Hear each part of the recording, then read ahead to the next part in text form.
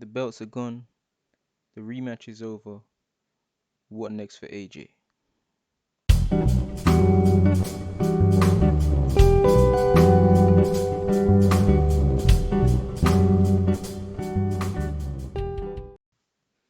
Welcome to the Game is the Game podcast, episode 8.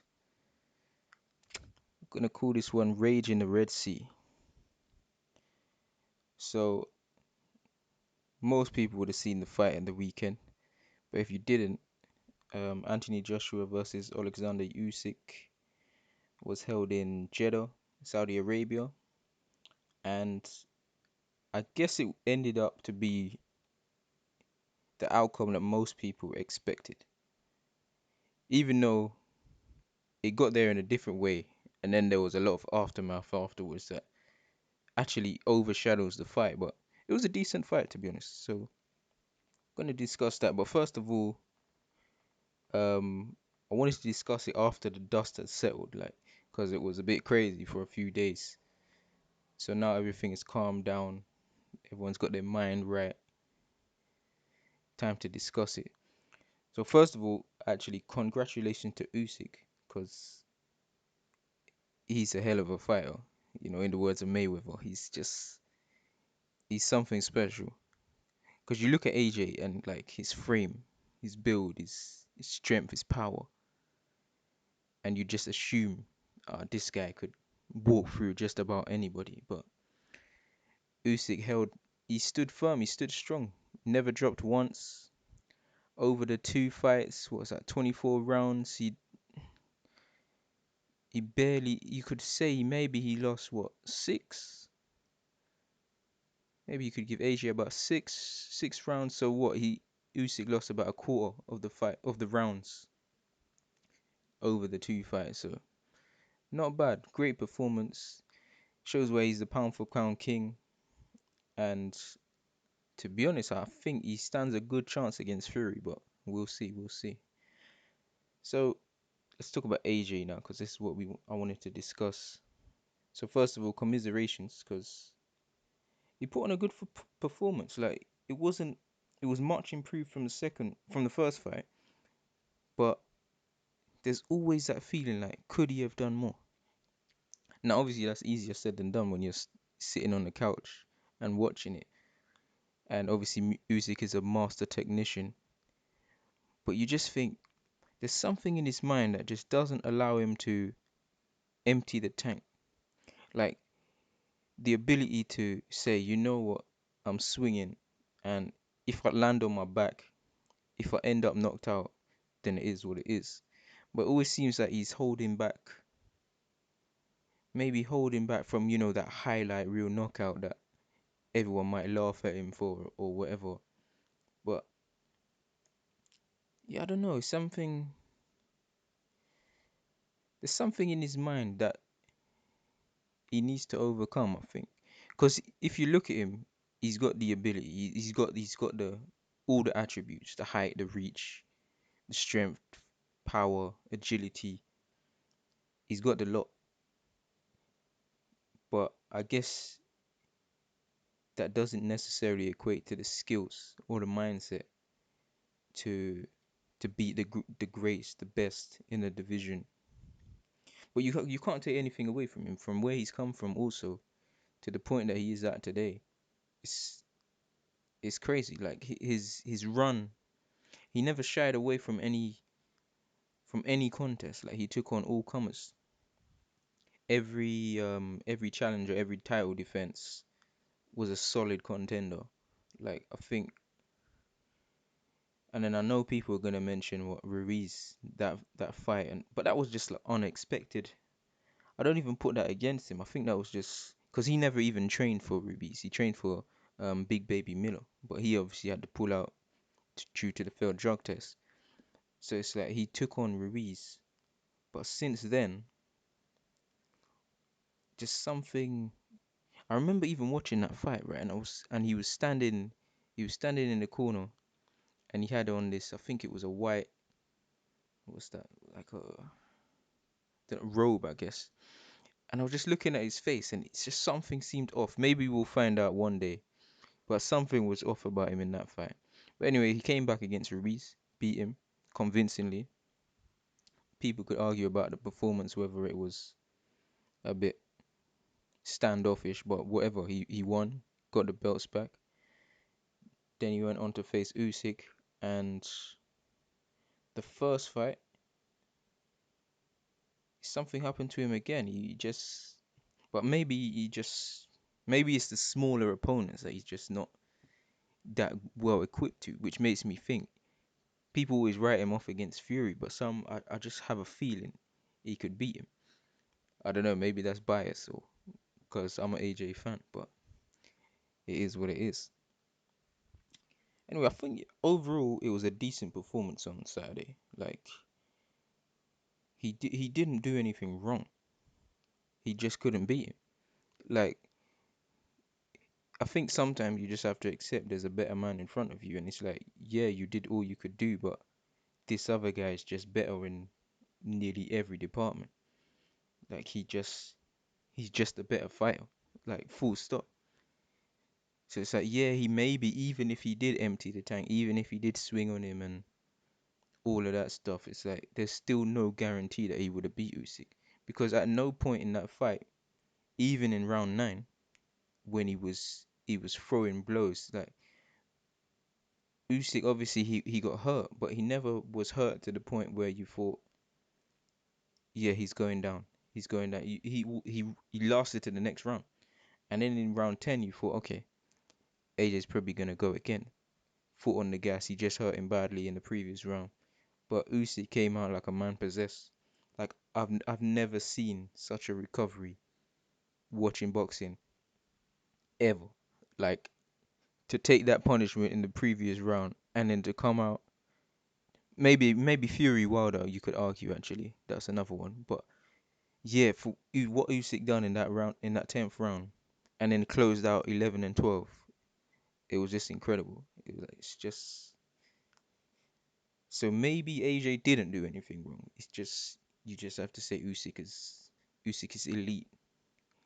Like maybe we need to stop calling everybody, world class, world level, or maybe they are world level, but maybe there's a level above that world class level, and Usyk is definitely in that category.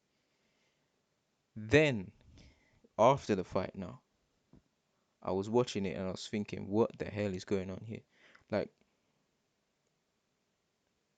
it's like he left the ring, something happened in the crowd, he came back, and he just went on a mad one. And at the time, I was thinking, whoa, this guy's lost his mind. Like this is real rage in the Red Sea. Like he's fuming. But I wasn't even. It wasn't for me. It wasn't in a judgmental way. It's like I was reading comments and everybody was slating him and this and that, and I was thinking to myself, this guy has just gone through like a good a good year of he lost his belts. He's gone through all the hate, all the even the training, the gruesome training, and then he's come up short. Like you can't expect somebody to act rational under those circumstances. Like it's obviously it's in a logical way you'd say, oh yeah, he was wrong for that, and yeah, he was wrong for that. But at the same time, it's like sometimes you have to just understand emotions can get the better of you, and in that moment, that's what happened. And it just is what it is. It's unfortunate. It took the shine away from you know Usyk's celebration, and I think it's probably something he'll regret. And then the question is also there whether someone in his team could have stepped in and stopped him or whatever. But I think people also forget the size of AJ. It's like he's not just some any guy. He's like 6'6", solid. Like not that he would have hit them, but just even the possibility. No one probably even wanted to test him because he was fuming at that time. So guess it is what it is, man. But he might look back on that. I think he's already come out and apologized, so there's not really much more you can do. But at the same time, I think it does him some good because now people have always said from even Dylan White Fury that he's he's like a media guy. He's like media trained and he's not himself. I'm not too sure.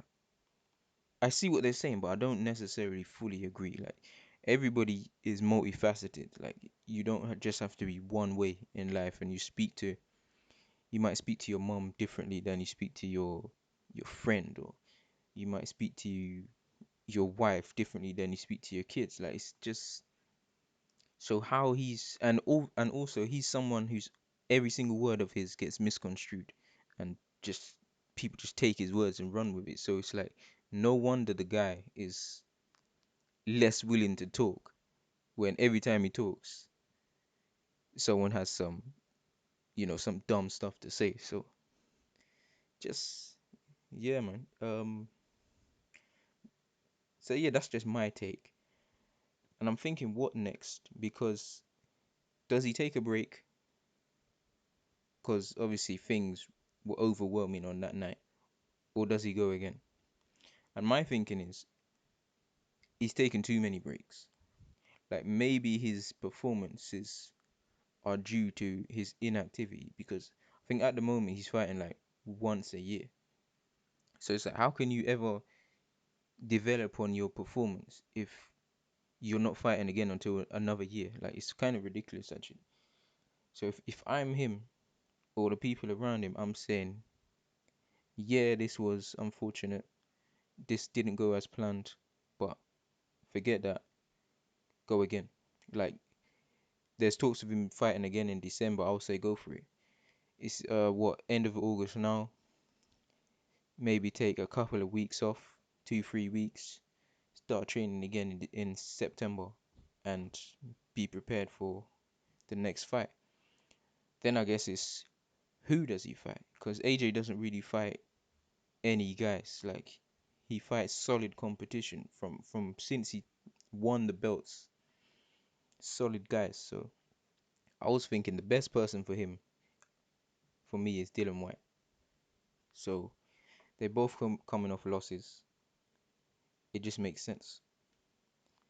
AJ White, Wembley,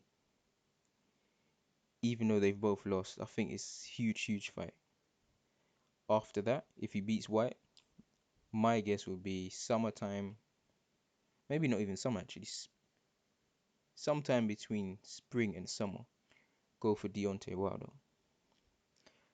I believe he beats White, but Wilder that's a different ball game because although Wilder is not the greatest fighter, he can bang.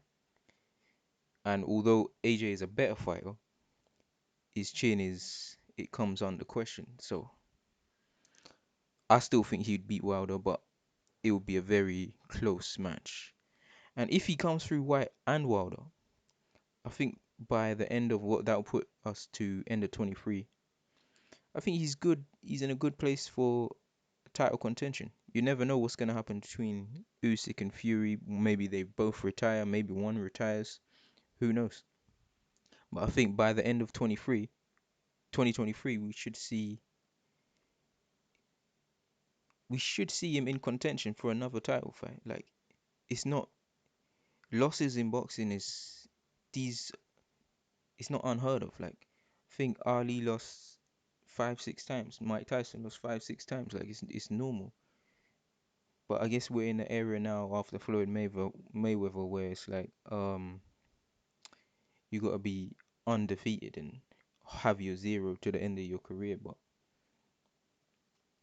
I don't think it's great if you can do it, but it's not essential. Like you can still be a great fighter, still be a title holder with losses on your record. So if I'm AJ, go for White, then Wilder, then Fury, or could be Usyk, whoever comes out on top. But yeah, that's the end of the episode. Always remember, the game is the game.